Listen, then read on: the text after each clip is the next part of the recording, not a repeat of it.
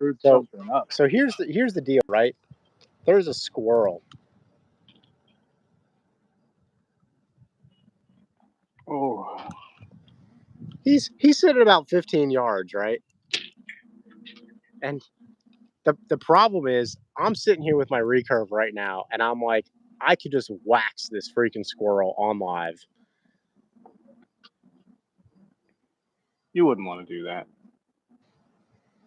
No, we like to pride ourselves on not breaking the rules. Let me share this to some people here. Did I tell you the story about just the other day?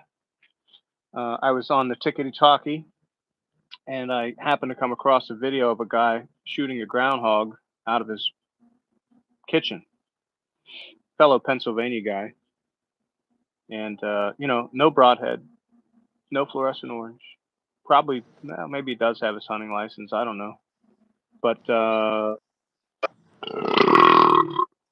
slings this arrow at 52 yards, shoots this groundhog, and it was going viral. So I jump on there and I'm like, where the game warden at? Then he was like, oh, you're one of those guys. I was like, no, I'm not one of those guys. You're one of those guys. Like the break the game violations guys. Yep. And and this guy, he's a competitive archer. He's got a social media following, has a YouTube channel, has a whatever. And for him to do that, admit he's in Pennsylvania, admit he's breaking game law violations. Well, eventually, they got a lot of hate from me. They generated a lot of hate back at me, and then eventually they took the video down. But again, man, I'm steadfast in my convictions. Follow the game laws, do the right thing. Are you eating sausage in a tree? So, for everybody watching this right now, Tony calls me up and he gives me 12 minutes to pull some sausages off the grill, get my saddle, get all my gear, get up a tree, and start a live on YouTube. Well, here we are. I'm going to flip you guys around right now, right? I got my sausages because I just pulled them off the grill. I got all my gear. Like, I'm ready to go, In my minutes. defense, I did schedule the live. I did set it up right. And the only thing you didn't do is unmute yourself. Well, anyway, I've got my beautiful backyard here in sprawling downtown Lebanon, Pennsylvania. I've got my fire pit here. I've got the new bag. Alfred, did I tell you I got a new bag? No. What'd you get? Eberhard? No, I got a new bag. It's a bag to shoot at. See it right back there? Oh, okay. I'm sorry. I apologize. I misunderstood. But hey, I did get a new bow. You want to see it? Yeah. Show me this longbow, dude. Oh. So we went a little crazy yesterday. Oh, buddy. You spent a little money, but you know what? That's a gorgeous bow. Why don't you shoot that thing for us? I want to hear it. Well, you're not going to hear anything. This is it's a Striker Bows fastback. It's a custom. It's 45 pounds at 28 inches. It's 58 inches overall length. It was built on, well, it doesn't have the date on it, but it's built for Kyle Keeman Stokes by Rick Ellis. And I happened to pick this up used. It's got some history to it. It's a beautiful bow. I don't know who Kyle is. I don't know who Rick is, but I'm telling you, I'm really glad I have this bow in my hands because it's absolutely fabulous. Whisper silent. Let's do it. Yeah, let's see it. All righty. Well, give me a second here to get set up. You're good. For everybody watching, I'm drinking a double Broken Heels from New Trail Brewing. Absolutely phenomenal. I probably wouldn't recommend consuming them when you're 25 feet in a tree like I am, but YOLO. Hey, and the arrows they selected for me, they're the Easton Legacies, right? Yep. And these are the 5mm. They're 7.1. Where's my camera? I don't know if you can see it. 7.1. I thought they were 6.5 millimeter. Correct me if I'm wrong. Maybe I'm wrong, but no, these ones here, I have 6.5s in the 500 spine, but these ones are a 600 spine based on my overall draw length, which is probably only like 26. It may go from 26 to 27 because I found a new anchor point today. I'm not so Yep. focused on looking down the arrow. I'm more focused on where my tip on is going to be, and Yep. just trying to get this thing dialed in. So let's take a look. Before you go shoot, why don't you flip your hat on backwards, because that's going to have to happen, right?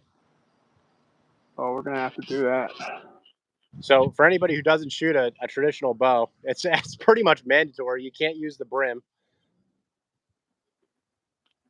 Show us what you got, baby.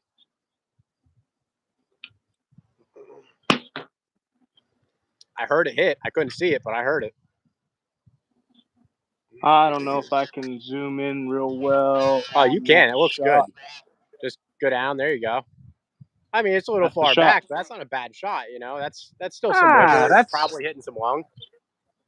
that's all in the insert. So Yeah, exactly. that's good. That's perfect. And I don't care what anybody says. If you're shooting a recurve, like it is so difficult. And people don't realize this. This has been a 2-year journey for you and me. We haven't been super serious about it, but we've played around with this for the last 2 years now.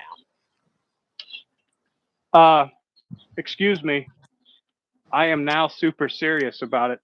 $800 later. That's why I said we haven't been. I used the past tense of that.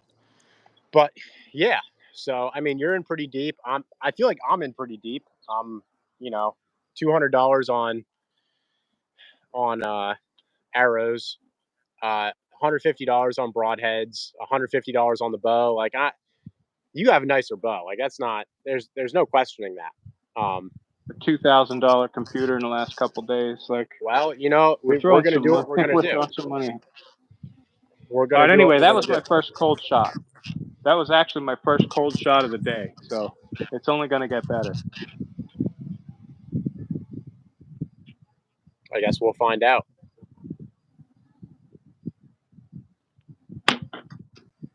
Now that's much more center of the lungs. It's a Why don't you little zoom bit in for higher, us? but definitely. Now I got to zoom in some more. Do all that Yeah, craziness. I want you to show us the shot. I mean, nobody believes you. You know what I mean? Like All that's a right. long Now I shot. am. I don't. I'm shooting down too. So Yeah. the arrows. It's in the. Here, I'm gonna leave it zoomed in right there as I shoot another one. And again, I'm a day into using this bow. I had been practicing with a 20-pound bow. This one's probably drawing at 38 or 39 for me. So it's a big change, right? Here we Well, go. and About I 13, told you 14 yards. going into that, right? When you up the poundage on your bow, it's a difference between being able to shoot 50 shots a day that are good and being able to shoot 10 shots a day that are good. You know what I mean? Like it's a huge change. You fatigue your muscles rather quickly. There I try to go more for a heart shot instead of like a lung shot, but we're going to try it again.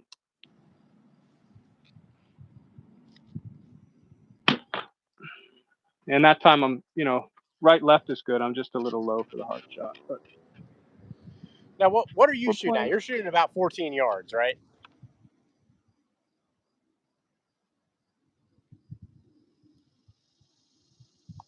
Tony. Did I hit the mute? I did. You with me? I'm shooting at about 13. Yeah, so yeah, I was pretty close. So you're right there, man. That's I don't think people realize like that's about the maximum I feel comfortable shooting. Like 15 is 15, 16 is about my max. Part of that's part of that's got to be the slow velocity that these arrows are moving at. We're shooting 650, 700 grain arrows, so they pack a punch when they hit. But the delivery, the time it takes to get there is pretty significant. So that's a big factor in what we're doing. That's why I'm choosing to stay within 15 yards this year. And I did I don't know just about center you. punch it right. I did center punch it right in the lung there on the bottom third, 2 inches Mm. up from the bottom. So, What kind of target did well, you what do get? you got? I just got one of those Hurricane 425 bags. Again, you can see it there. It's nothing special. But again, our doe down there, our buckless doe, he's having a hard go. The front legs broke off of that thing. It won't stay in the back leg. It's kind of propped up there on the block. So Well, we're just kind of I've trying to shot the keep it legs out alive so as long as much, we you can. know. I mean, they really can only take so many shots, and Lord knows I've put 30 or 40 in them, so it happens. Well, just in the leg, just in the That's plastic, you've put 40 shots. that's what I'm saying, you know. Yeah. So for anybody watching right now, Tony's pulling his arrows. I am up in the tree. I'll flip you guys around here so you can see what I'm looking at. I am all the way up right now. Flip me around. Yeah, so those are my two targets. I really can't even zoom out, I don't think, because I'm wearing a glove on one hand. I really can't do much with that. I'm pretty much shooting straight down for anybody watching. Um, Well, and that's that's what interesting because that's something we've wanted to talk about this, right? And you know, I haven't had a I'll never shot yet to forget. try. So I'll never forget how many times you've reminded me for this you've prepared me for this exact scenario when there's a deer under me. The deer is 5 yards off the tree and you're shooting straight down on it. And obviously I understand the vitals of a deer. I know where I need to hit.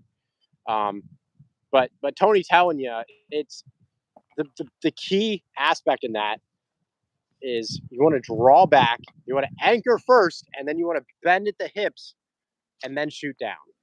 You know, and that's I'll never forget like the first time I did it, and I just remembered in the back of my head, I was like, Tony's like bend at the hips. And then I just did it and it was perfect. You know, the deer dropped right there. It was in the vitals. Deer was dead with less than 30 seconds and I didn't have to track anything, you know. Everybody thinks it's such an unethical shot, but it seems pretty ethical to me. I don't know. you have guys out there shooting fixed blade arrows, you know, but they want to talk about ethics, man. Like, why wouldn't you use an expandable? Yeah, I mean, unless you're shooting a That's recurve. total. That comment was designed to just cause hatred and get a bunch of comments and have 30,000 people jump on here and talk smack. So don't take it personal, anybody. Look, unless you're shooting a recurve, and I think I've convinced my neighbor now, there's no reason to shoot fixed blades. You should shoot a heavy arrow and expandables. That's the way it goes. I don't make the rules. And you and Yeah, I, there's a lot of specific data. I mean, like, I just posted a video today talking about data, hunter-based data. When it comes to results-based data versus fixed blades mechanicals, 91, 92% of deer are recovered with mechanicals. 87, 88% of deer are recovered with fixed blade. It's math. yep. And that's a 30-some year study at multiple different locations. Hundreds and hundreds and hundreds of pieces of data. You can't argue with it. Yeah, that's the way it goes. You know, You and know, like, I for one, I would rather have a 2-inch cutting diameter versus a 1-inch. It's just the way it goes. I mean, it's not even really up for discussion. And you've seen me. I almost aim. I never take a heart shot. I aim further back to the point where I'm going to try and hit double lung and liver. That's where I aim.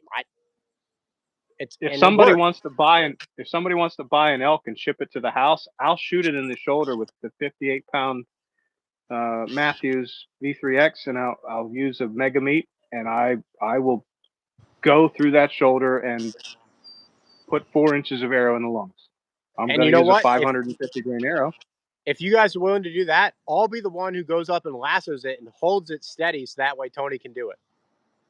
Yeah. So whoever wants to buy us an elk and ship it to Lebanon, we're ready to go. It doesn't look. It could be a bull elk. It could be I don't care. It doesn't matter.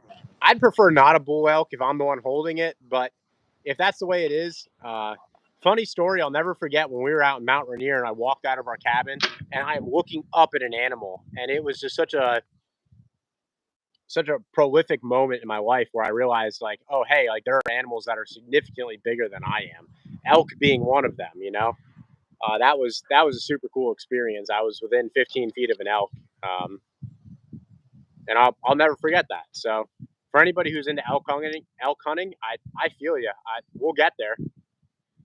Probably not this year, but maybe in the next couple of years here, we're gonna get there. I don't know if I want to. And I almost got to stand over here, don't I? Oh, let's do this. If you can set that back a little bit more, yeah, we can see your form and everything. Yeah.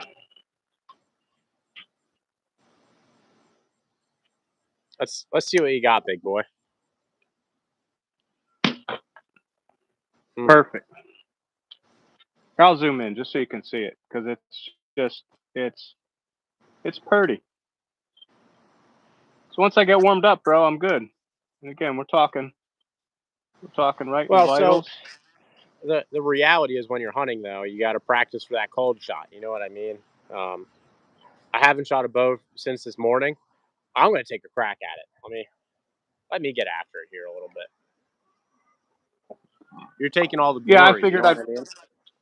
Well, I figured I'd probably shoot a little bit more than you anyway, because every time you've got to go down and retrieve arrows, it's going to be a challenge. But I want to see what you got. Well, so that's part of it. Is I'm not getting down from this tree once I shoot all my arrows. So that's part How many of you it. got?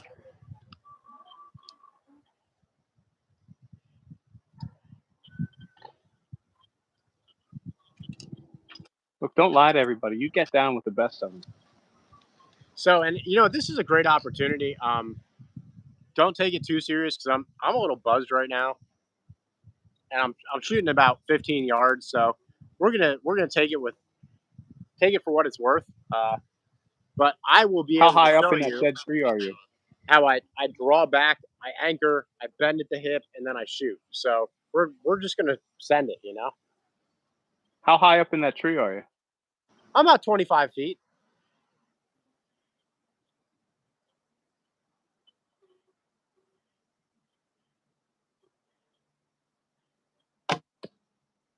Oh, smoke! Sounded like money, dude. Look. Oh, I'm not trying to brag, right? But that's 15 yards. I'm buzzed out of my mind right now, and I'll still make the shot. And this is why you and I practice while we're under the influence of alcohol, because I don't know if we always do that. We want. let me zoom in on that for you, right? Like 15 yards with the recurve, dude. I could not do any better. I'm 25 feet up in a tree. We're gonna swap it back so you guys can actually see me. The reality of it is when you're kind of a little intoxicated and you're swaying back and forth in the tree, and then you go out on November 3rd and the wind's blowing 37 miles an hour and you're like this in a tree, you've already factored that in with your practice and you do fine. That's what I'm saying. Like, I don't make the rules, Like, okay? And I am by no means encouraging anybody on this live to get drunk and climb a tree. I'm telling you not to do that. But if also, you do, don't get drunk and find a woman. The last thing you want to do is get married and have kids. Don't do it. Well, Tony warned me when we started this venture. He was like, don't get married, don't have kids. And I broke both of those, but I turned out to be a pretty average bow hunter. So, I mean, there's hope if you do, but if you want to be legendary, I'd probably advise against it, but that's just my opinion. Yeah, legendary. How's your fingers holding Tony up? shoot a little. How are your? Oh, you're gonna eat some sausage while I shoot. Yeah. How's your fingers holding up? How are my fingers? So, like, no bullshit. My middle finger is completely numb. It's been for the last 2 weeks now since I went into the archery shop. I got fitted up. He kind of pointed out some stuff in my form that needed corrected. My middle finger is numb. I don't feel anything in my middle finger anymore. My other two fingers are good. Cut off since 8th grade. What'd you say? Mine's been cut off since 8th grade, so. Exactly. So you're good. You can't feel what you don't have. Well, there's a lot of sensitivity in that. It really hurts. So one of the things I'm concentrating as I work through this process is my anchor point. And I don't know how you do yours, Alfred, but everybody's face is different. Everybody's style is different.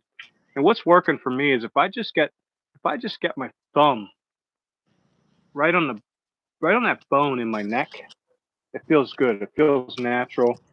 It gives me a good sight picture down the arrow, and then I can work my height from there.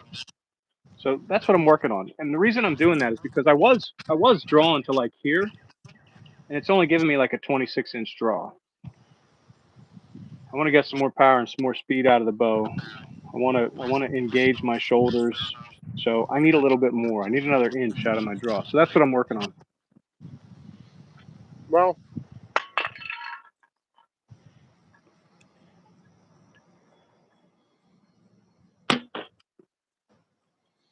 so you and And I crazy both have enough, I gone just to hit the this. same arrow. What? I'm sorry. Say that again. And crazy enough, I just hit the same arrow. Like they're both together right there, right in the top of the lungs. Oh, that's. I mean, that's perfect.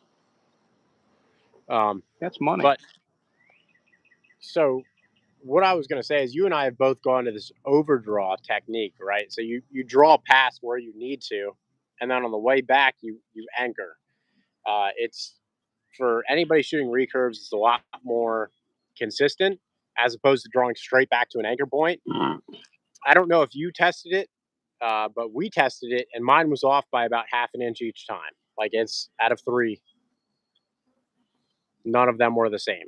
So All you have to do is mark an arrow, have somebody stand here, you pull it back. They pick the same spot on the bow, like a line in the wood grain or whatever, and they just make a mark on the arrow. You do that 11 times, and if you're in the same spot, fine. But if you're not, you're all over the place, then you got to fix something. And there's only one way to fix it, right? You've got to identify what your point is, and then just do it.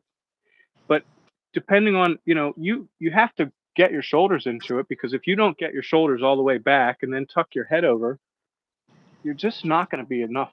There's just not enough consistency there, because you'll short stroke it, you'll pull your shoulders in, mhm. yeah, and you've got to be consistent all the way around.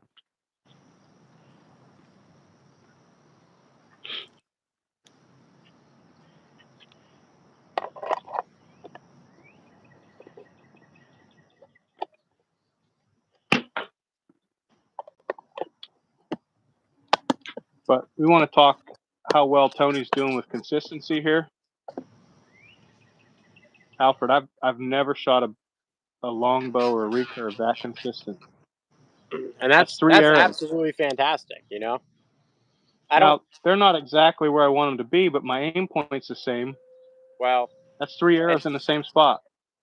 that's the starting point for all of this traditional archery stuff, right? Like if you can't put your arrow in the same spot, you're not doing stuff the same. And consistency is key when it comes to traditional archery, Yeah. or if it comes to shooting a compound. I mean, consistency is key, right? I mean, they're all in the same spot.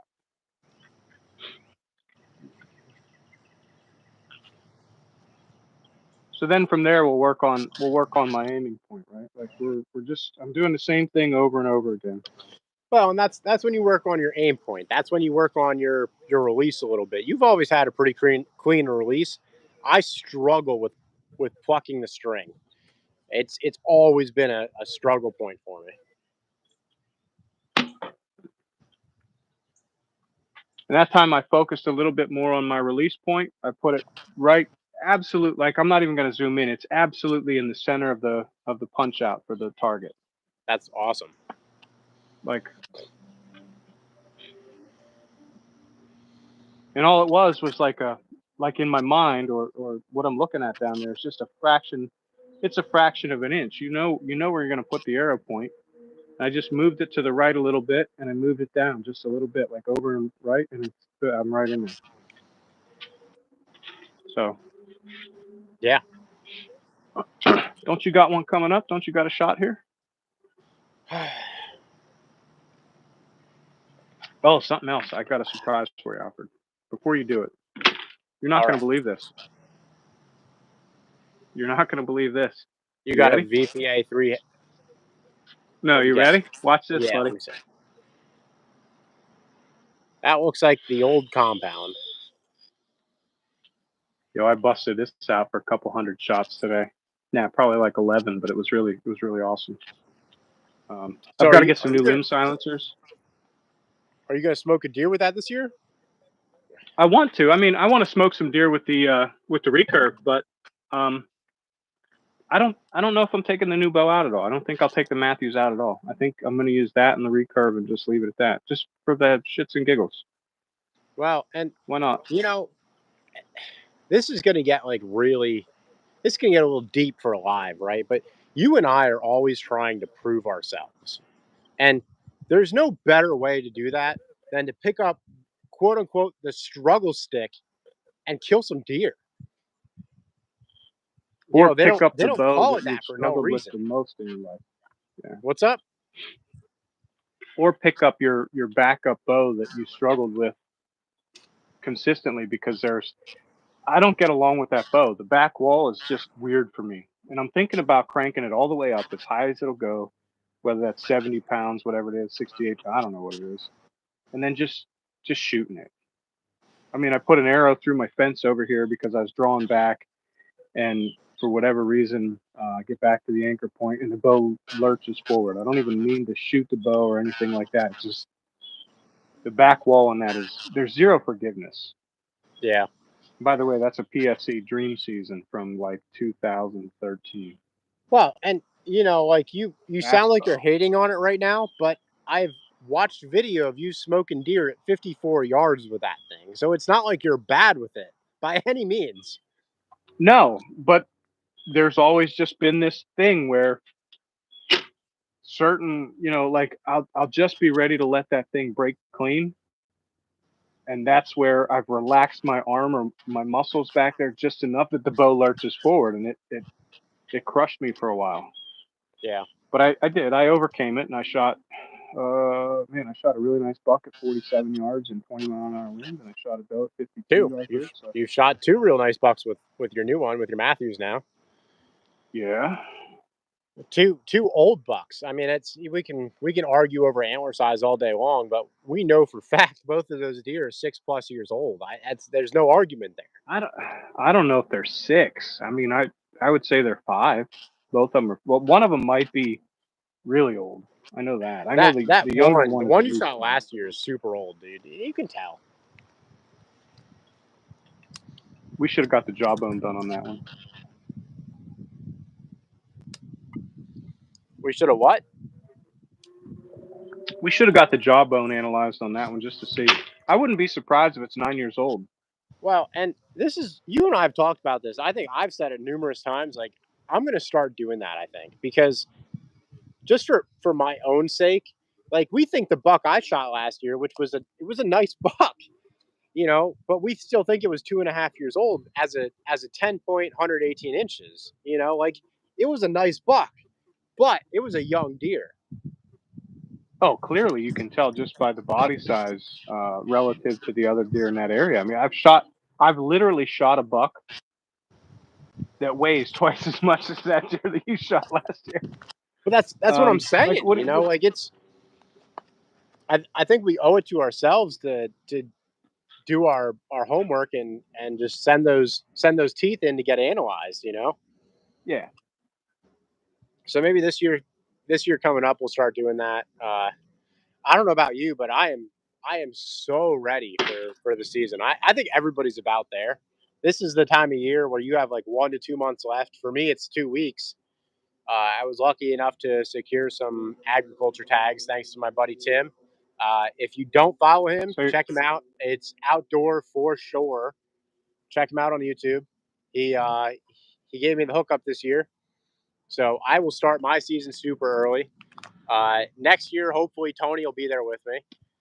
Either way, we'll both be starting early September for regular season down in Maryland. So we're gonna be pretty much exclusively recurves this year. we'll see how long that goes.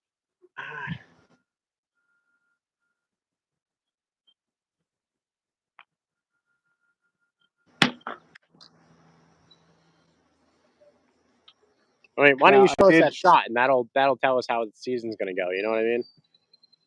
Well, look, this is a 5-shot group, right? And at 14 yards, you couldn't ask for a better group. I mean, you couldn't.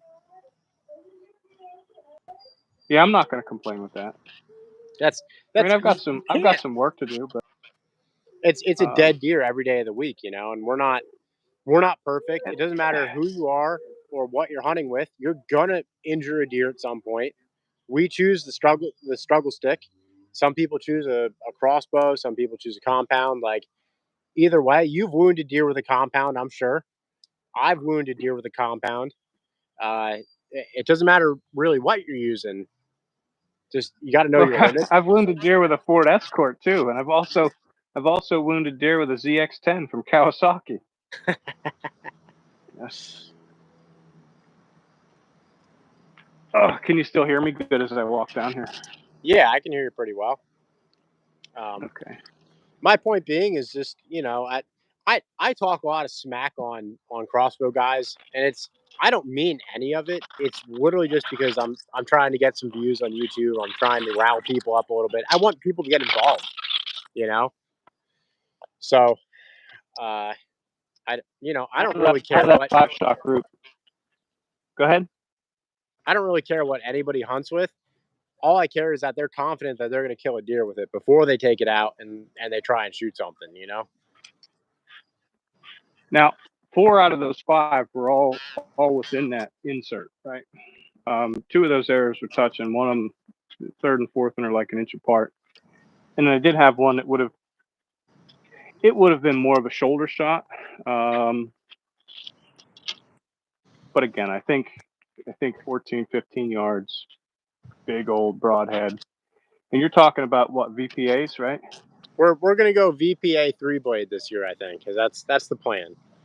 I don't know Yeah. what you're running, but No, that's what I'm I'm running. gonna do the same thing. I'm gonna do the same thing.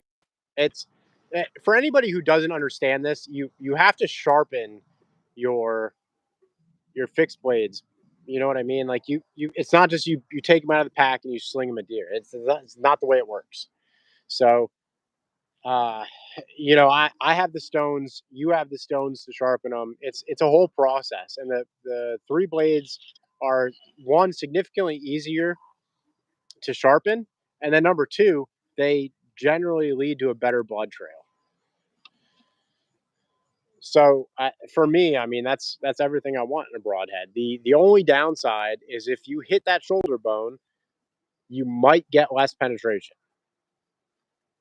Ah, I don't care about dude. We butcher our own deer. We've butchered a lot of deer in the last couple of years. I mean, like 30 of them. I've hit some shoulders,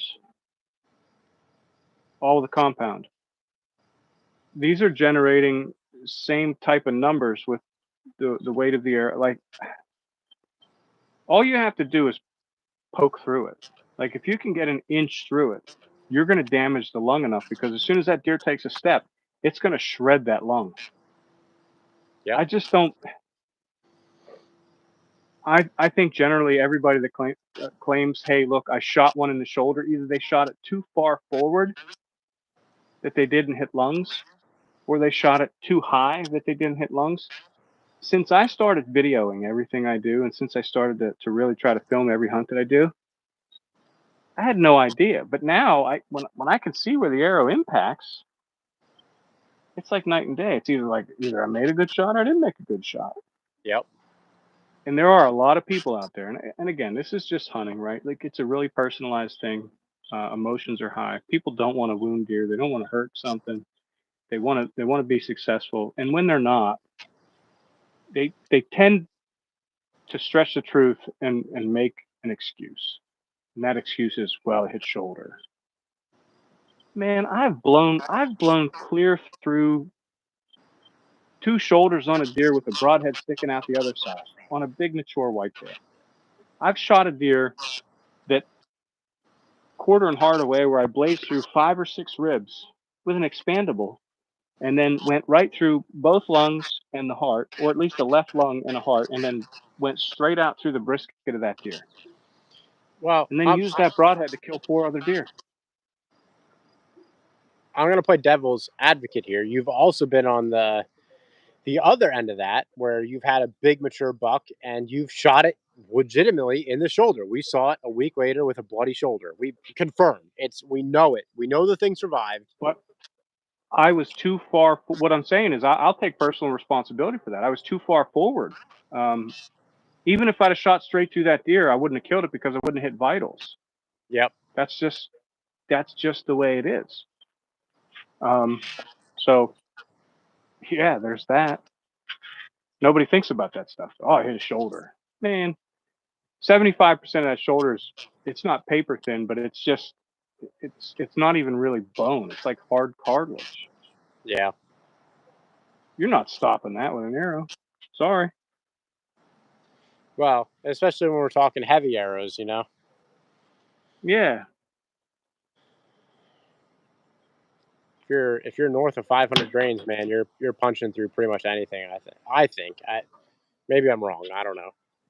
We'll see this season, but I'm running 650 or 700 grain broadheads. I'm sorry, not arrows overall. 250 grain or 300 grain broadheads. We'll we'll see how it plays out. If most of my shots are within that 15 yards, I'm probably going to run my 700 grain arrows. If they start getting out a little further to 20 yards, then I'll probably run the 250 grain broadheads, 650 grain arrows. So I don't know what. Why don't you tell us about your arrow setup? I don't know what you're running. I don't know if it's the same as I am or whatever the case is. Last year I was running the 6.5 millimeter Easton Legacies. This year, and this is what I just picked these up yesterday when I bought the new bow. Right, these are the 5 millimeter carbons. I don't know if you can see it. Can you see it? Yeah, 5 millimeter. They're the Yeah, Easton Legacies. They're 7.1 grains per inch. They're in a 600 spine, and on the front I've got a 75 grain insert with a 250 grain field tip. yep, So total weight here, because it's a 7.1, we're at like I think 558.5 is what they averaged out yesterday, the day before we weighed them up. yeah, So but that's perfect for me because I'm probably only drawing 38 to 40 pounds, yeah, and your just draw needle. length makes a huge difference. I'm drawing 30 and a half to 31. That's consistently that's what I'm drawing. Yeah, So I mean that makes a huge difference when you're talking arrows and what spine you're running. That's all of the difference. Because you and I are running bows with a similar poundage. You know what I mean? So yeah, but you're a yeah. gorilla sized man. I'm a midget. But hey, you're a killer. It doesn't really matter who you are or how you're built. You can kill deer. How do you know? I know. You've been subscribed to my Instagram or something? Uh, No, you're the guy I call at 7 p.m. when I need help. well, that's the thing. Normally, we end up in your garage. We're drinking some beer, dude. We should just buy a pallet of beer for your garage for how many deer we're gonna kill this year. What we need is a professional knife sharpener. So we need that. If somebody knows one, drop it in the comments. That would be excellent. We also need a professional walk-in cooler, and I genuinely mean that because we missed out on so much of the season last year because we didn't have the ability to store deer. Like, how many days were we out the day after we shot one? We're like, nah, we're not shooting another doe. We're out here for bucks because It I it, didn't even we don't. so this is by no means a brag. The first 3 weeks of my season, I shot deer. I hunted one day. I shot a deer and I didn't hunt the rest of the week. That was it. And I Yeah, 8 tags. I did not fill all of my tags last season because of that. but when you shoot two at a time, that's just the way it is. It happens, but that's we'll see. We'll see this year, but nevertheless, I think we need a walk-in cooler. I think you need to take another shot, bro. You've only shot one arrow.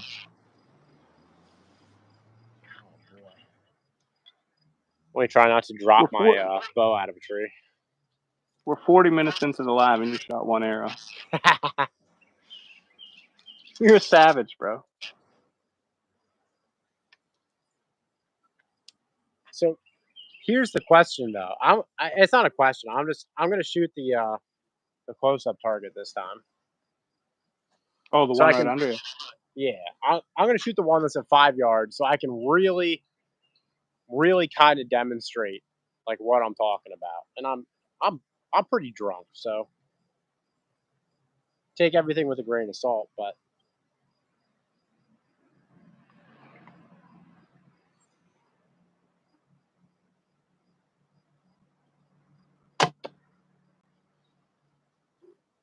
Sounds I'll high. clean it up, dude. I'll clean it up all day while I'm drunk. I don't care.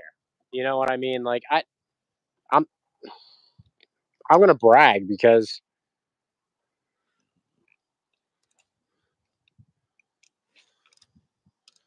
Oh, that's good. I don't know if you can even see it because the fletchings are white. Yeah, it's right It's in the right center of off. the target. Yeah, it's right center. Yeah. I mean, so here's the deal, right? Most people are gonna say that's an unethical shot, but you and I practice this shot 8 times before the season even opens, and then we do it another 3 times on deer that are right under us. You know, so I don't feel it's unethical if I can hit a 2-inch size target down there during the season. We have a It's Go ahead. couple videos from deer last year where we shot straight down through them. The deer fell right at the base of the tree and never moved after that. We're dead in Yep. 7 seconds. Yep. I don't know. As far as I'm concerned, that is one of if you practice it and you understand the anatomy of a deer, it is one of the most ethical shots you could take. Because there's almost a 0% chance you're going to lose that deer. Almost. Well, Dad, are you sure my finance will be okay? Did I say hit them? 75% of guys probably never even climb a tree stand unless they're going into the woods to climb a tree stand. You're out in the tree right Well, now, just shooting. that's a lot of this, right? Like you and I we're constantly up in trees. It's getting to be almost dark here. It's about 7:30. I guarantee if I drove down past the fields right now, there would be deer in them. It's just one of those things.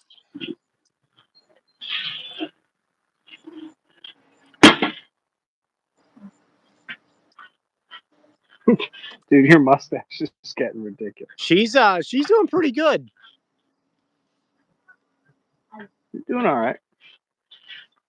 You're a We sick old got a man. couple weeks to go, but I'll tell you what, it's crazy, right? Because it's like a blessing and a curse. The mustache, it motivates you. It makes you want to shoot a buck so you can shave that thing off because it's ugly, it's horrible. But at the same time, like I almost love it because of how much it motivates me.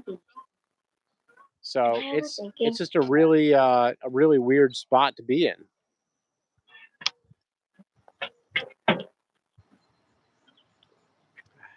So you've got 2 shots. How many you got left? 4? Yeah, I got 4 more.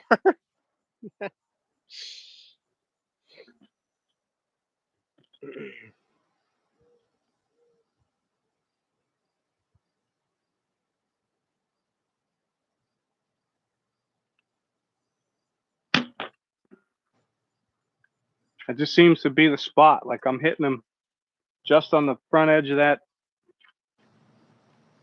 Yeah. That's all right. I've got to move my aim point just a little bit. Well, and you know, one of the I truly believe that if you want to be a good compound shooter, you almost have to shoot traditional because one, I mean, for me, it's taught me back tension, which I didn't understand up until I started shooting traditional. I never used back tension or whatever, you know. didn't buy into all that nonsense. I thought you line up your peep, you line up your bubble so it's level, and you pull the trigger. That's it, right? Um, but it's so much more than that. And I think if you take what you've learned with traditional archery, you carry it over to the compound, it's gonna exponentially help you be a better shooter. Or you'll just quit before you even get started. I mean, that's a possibility as well. It's not for everybody. It's frustrating. You and I have both been on that end of it. Yeah, when you pick up one of these bows, it's a different world. The first bow I ever shot, I don't know what the manufacturer was. It could have been a stick bow for all I know. But it was old, and it just had a regular, like an old string on it. I don't know if it had some sort of pin on it for the or a knock point on it for the arrows. But that's what very similar to that kid bow that I brought for my son. Well, and even more so than that, if you don't have your arrows tuned for that bow, that particular bow, it's not going to shoot right. It's a whole nother animal. It's a whole nother uh, perspective almost. There's so much more to learn about archery once you start down the traditional path. You know, Yeah, take a 400 spine arrow and throw in this and see how that goes. it's not going to fly well. It's just I'm shooting Ain't gonna fly at 400 all. spines, but it's a whole lot more in depth than that. That looked a little far back. I don't know. Maybe I'm wrong. No, it is. It's right back there along the edge. What I'm trying to do is figure out where that point of aim is and just kind of mess around with that spot. So I went too far. Well, and this is That's where it's at right there. it's a game of repetition, right? Like you have to memorize the arrow flight, your sight picture. There's a lot that goes into this. But that's a beautiful shot. At least the one you're looking That's at right perfect. now. Yeah. First one was a little far back. I mean, that deer would have died, but wouldn't have been fun. It wouldn't have been fun, that's for sure. I've shot him like that, right in that. I've definitely shot him right across the liver with a compound, and deer was dead in 30 seconds.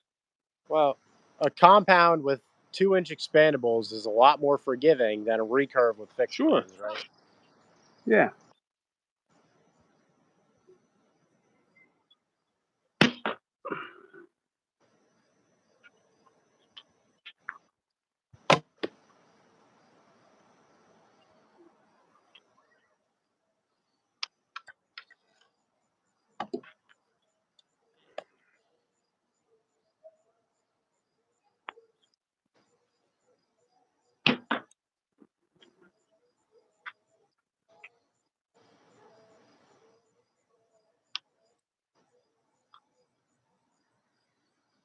Man, I wish some of the people here would drop us some comments, talk to us a little bit. Let us know what you're doing for the upcoming season. Maybe you're changing something up. Maybe you're going to hunt the same old tree stand that you've hunted for the last 30 years. I don't know. Let us know. We're here to hang out, shoot some bows. Isabel put Everybody, a comment out there that says "Oi" about an hour ago. yeah, I see. As Isabel put that comment out, but every single person in this chat right now is excited for the upcoming season. I'll tell you what, being up in this tree, I have a cool wind coming across my face right now, and I'm like, whoo! I just can't wait till I'm sitting here in a hoodie and I got the of leaves underneath me. It's I don't know, dude. It's like cocaine. I mean, it's something else.